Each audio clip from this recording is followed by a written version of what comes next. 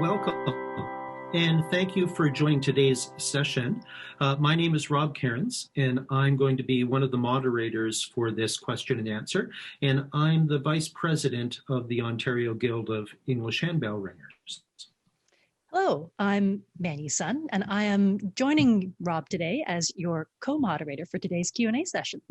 I'm a member of the OGEHR Communications Committee, and as the email tree coordinator, I assemble the weekly email message that goes to our membership.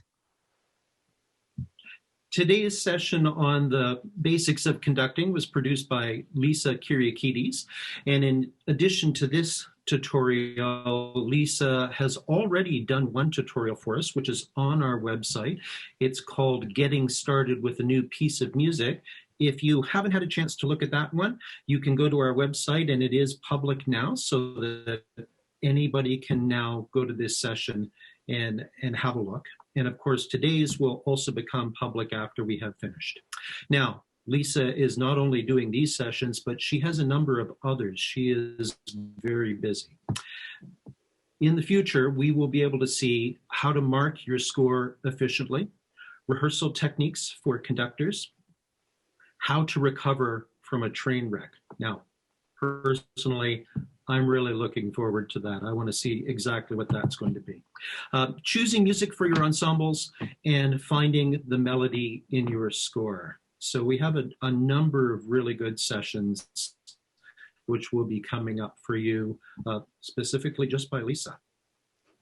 Yes, indeed. So Lisa is not only a busy tutorial clinician, she enjoys a varied career as a conductor, performer, and musical director. She directs 2 3-octave choirs at the Aurora United Church and also performs in the church quintet EmBellished.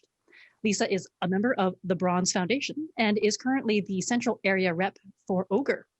Most recently, Lisa has been elected Secretary of the newly formed Handbell Musicians of Canada. And it is my personal opinion that Lisa is so amazing. So welcome, Lisa. Thank her a lot for that too. So at this point, we will be taking questions submitted via the Zoom text chat. And let's start with a question about hand independence. Those of us who do study conducting, we know that that's something which is really important. So Lisa, do you have any kind of exercises that we can do to promote hand independence? I do. So there's some very simple ones that you can do. So you can just always conducting with your right hand, which I know looks like my left hand on this, but this is my right hand. So always conducting with your right hand and then doing independent things with your left. So one of them is just do different things, paint your name, do something so that it doesn't mirror what you're doing here, right? Something. Another thing, and I'm not sure if I can stand up here and do this, and you can still see me. There. So another thing is you're conducting, you can bring this hand up and then down and keep conducting. I keep messing this up. I'm not very good with actually this right-left independence. Another exercise somebody taught me, which is, we should all try this right now. Okay, you ready? So you're gonna take your 2 hands. So with your right hand, and I know that looks like my left hand, but you're gonna make a box. Okay, 2, 3, 4. You're just gonna make a box. So down, across, up, and with your other hand at the very same time, you're gonna make a triangle. So, come on, get your hands up. Let's see ya. So it's gonna be down and then out, but then the left is making a triangle. So here. And eventually they're going to meet back up again. And their mind met back up again. So those kinds of things, I've heard things like keep conducting with the right hand and try to, in the air, try to write your name in cursive. I haven't been able to master that one, I've got to tell you. But anything where you're always conducting with the right hand and do something different with the left hand. So So those are in just a few essence, ideas. you were doing like a 4 pattern with one hand by doing the box, and a 3 with your other hand doing a triangle. Sort of, because I suppose you can try and conduct 2 patterns at the same time. you could. You Yeah. could. The box is a bit easier because then your hands are always kind of going in the opposite way, right? So, whereas if you're doing, you could end up bonking, but yeah. Yeah, I know when I get student teachers, because I'm a teacher and I have student teachers, I get student teachers who come in and they conduct my music classes. And some of them have experience with conducting and others don't. So we spend a lot of time talking about conducting. And one of those hand independence things that I talk to them about is they do their pattern with one hand and then they take a drink of water with the other. And if they mirror, they end up kind of spilling it. And for a degree of difficulty, use hot coffee. Oh. Mm-hmm. There you go. I like it. I've got my water ready. Here we go. Yeah, myself, I'm Excellent. not a conductor in any way, and I do not aspire to any conducting skills. And I know that I would definitely be no good at the hand independence. Oh, I don't know. You're a fantastic pianist, so you have to have hand independence. I suppose, but it's a different kind of skill, and I would need a lot of work to get there. So Lisa, I noticed that when you conduct, you tend to use your hands. You don't. Is it a personal choice to not use a baton? Are there circumstances where you would use one? Yes, but not very often in the handbell world. So a baton, which I happen to have my baton here. So generally choral conductors use their hands. And when you look at an orchestral conductor or a band conductor, they often use a baton. So there's a few reasons why you would use a baton. The main one is if your group is so large. Especially when you think of an orchestra is often in a kind of a U shape, a band too. Sometimes the conductor is placed kind of in the orchestra, in the band, so they would have players on either side of them. So if you're conducting just with your hands, they're not going to be able to see that if you think about they're looking at it from the left or the right. And the larger your group, the more specific your ictus, which is the fancy word for where your beat lands, has to be. And so you can be much more specific with a baton. However, you can be much more expressive with your hand. So that's why smaller groups, you can get away with just your hands. So certainly I would recommend if you just had a 3, 4, 2 octave ensemble choir, handbell ensemble, that you would just use your hand.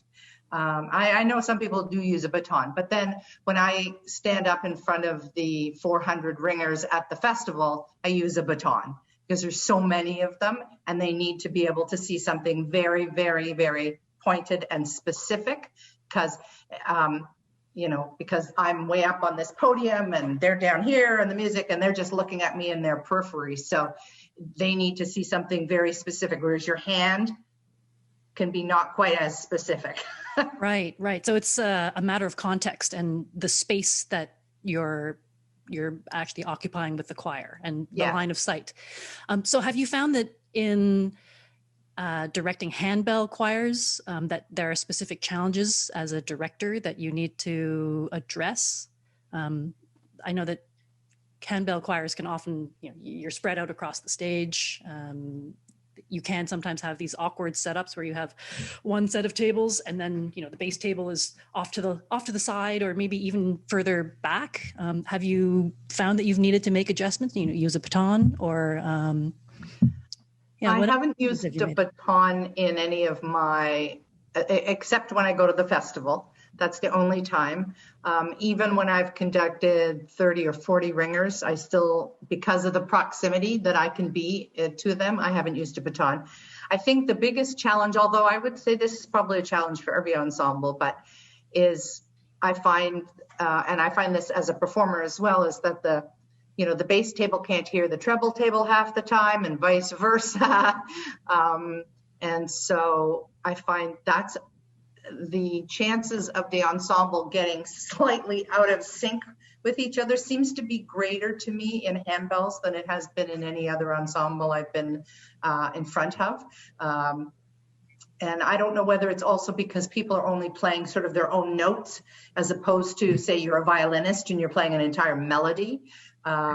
And that there's the tendency to, one group starts to rush, one group's lags, and that kind of thing. So I do find that that seems to come up more often in handbells. And I think it's really a hearing thing. Okay, thanks, Lisa. Thanks, Lisa. One of the things that you talked about in your video was conducting in a box, and depending on the dynamics, the box would grow or it would get smaller. That works for dynamics. Do you also use a different conducting style when you're conducting a different type of music? Yeah, so what I find, so as you mentioned, the bigger the pattern, the louder it is, but music has style to it. And I've seen some conductors, nobody here, of course, who conduct the same way, no matter what piece of music that they have in front of them, which I always think is very odd. Your gesture should reflect the mood and the style of the piece that you are conducting. So a lot of it has to do with your wrist. So if something is very staccato and very marcato, doesn't really come through here when I'm doing this on Zoom, but you're going to want to flick your wrist quite a bit more so that you're getting a very pointed pattern. I'm just making it small so you can see it right now. But and if something is very legato, you're going to keep your wrist just a little bit more steady and use your arms and your elbows a little bit more, so that there's no point in something being, if something is very legato and you conduct like this. It may work a little bit better with bell ringers, but I can tell you with vocalists, it doesn't work at all, because the vocalist will look at you and not sing legato at all when you're conducting like this. And bell ringers too, like all musicians, you need to be, as I said in my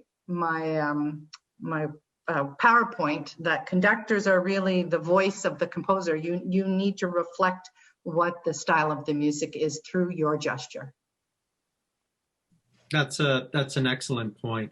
And it's like your hands really are conveying the feel of the music. And a little disclosure, both Lisa and I studied with the same conductor at university.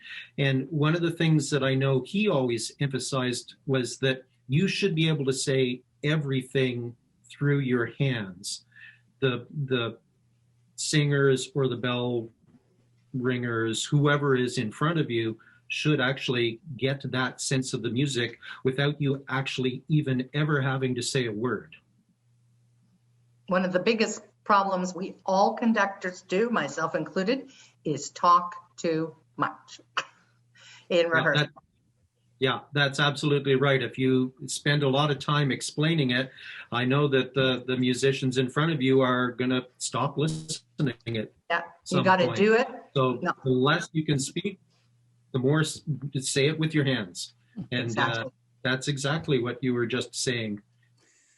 Yeah. So Lisa, that being said, using your hands to express what it is that you want the musicians to do, is there anything that you can also do to communicate with your face? Yes, well, so this is why I recommend sort of conducting from your chest up this way, because you want your face to be kind of in the purview of your ringers or your singers or your trombonists or whoever it is, because because you want to be able to communicate with your choir, your ensemble, your band, and you can do that through your face, through simply looking. So cueing with your left hand, but also looking directly. So if you have a bass ringer who has to do some big entry, you want to look at that person. You want to smile at them. You want to look at them a beat in advance so that they know it's coming. You also want, I mean, nobody wants to look at a conductor who's like, you know, with the face. So you want, yeah, they're looking at you, like you're asking them to look at you. So you better, you know, smile back at them, or at least, you know, be connected with them. So not only are they connected with this, but they're connected with this. And you can give them all sorts of cues on how to start it, how to stop, all those things. Communicate 100% with your face. So, okay. So that being said,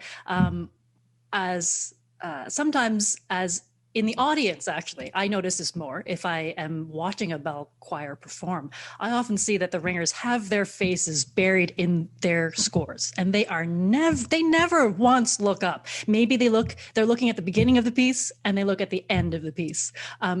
As a conductor, what do you do about this? It must be super frustrating.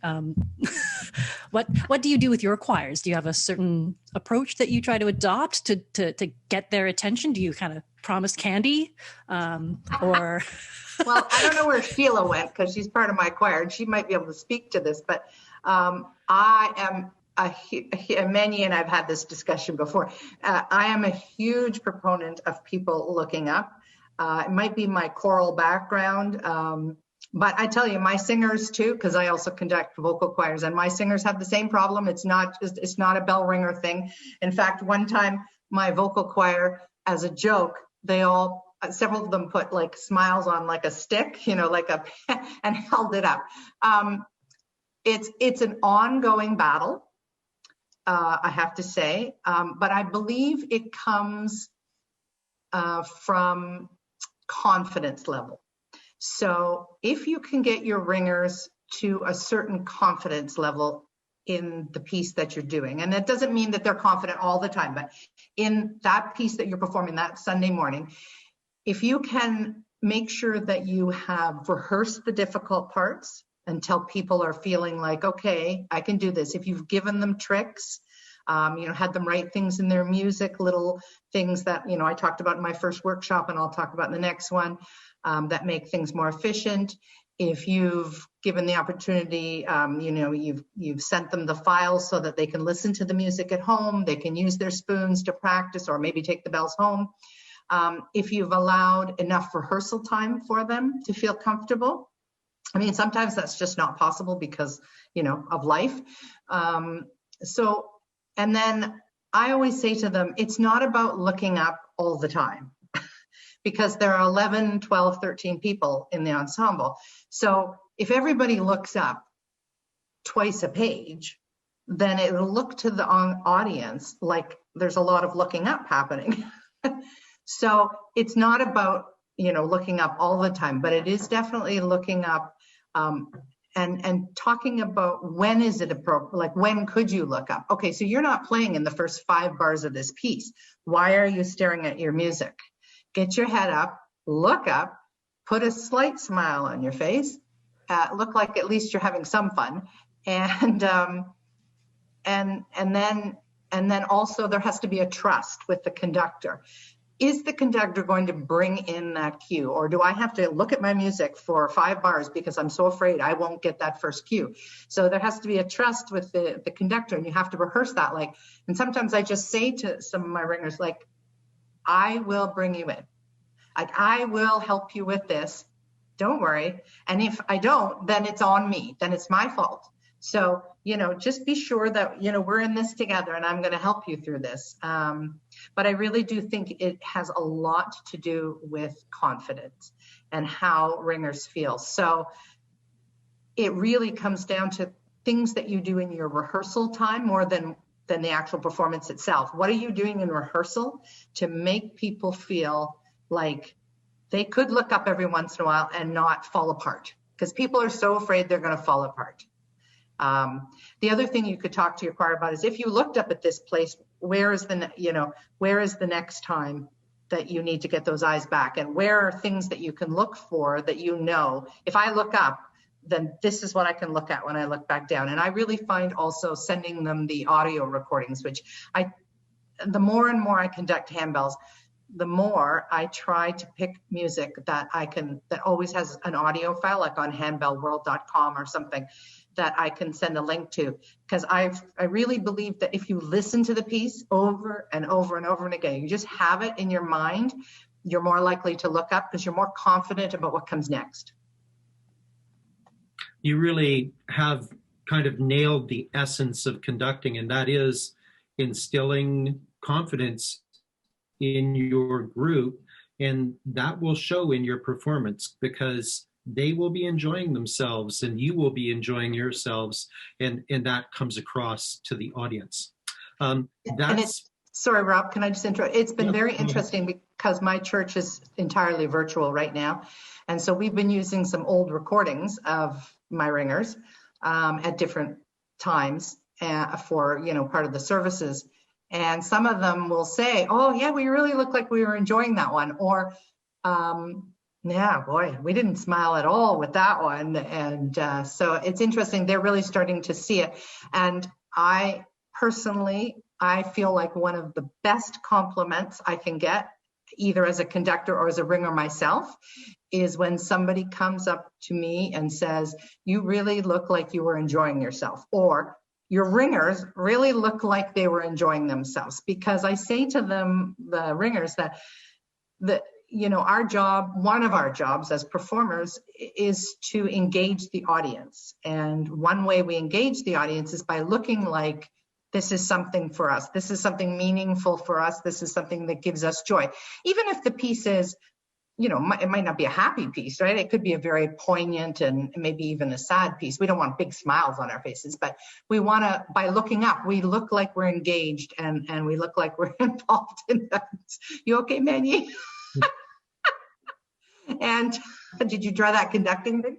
And then, we have to communicate with our audience, I believe. I mean, we're not soloists and sitting at a piano. We are groups, and for me, music is a communication. So you got to do it. So I bug my ringers nonstop and my singers. They all know. That really is the positive note that I think we should finish our Q&A session on for today. Really well done. Thank you. So thank you again, Lisa. That was a fantastic Q&A session. And for everyone, we invite you to join us at 7 p.m. on Sunday, November 22nd, and be part of our next handbell tutorial session. For this upcoming session, Brittany McCorriston will be introducing the virtual handbell project. And this is a very exciting initiative that we hope that we can get a lot of OGEHR members to participate in.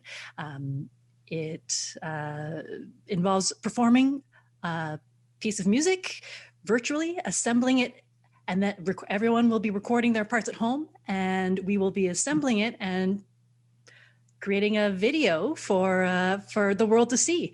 So if you want to be participating in this exciting project, please join us Sunday, November 22nd at 7 p.m. On behalf of the Ontario Guild of English Handbell Ringers, we would like to thank you for joining us on this session about the basics of conducting with Lisa Kyriakides.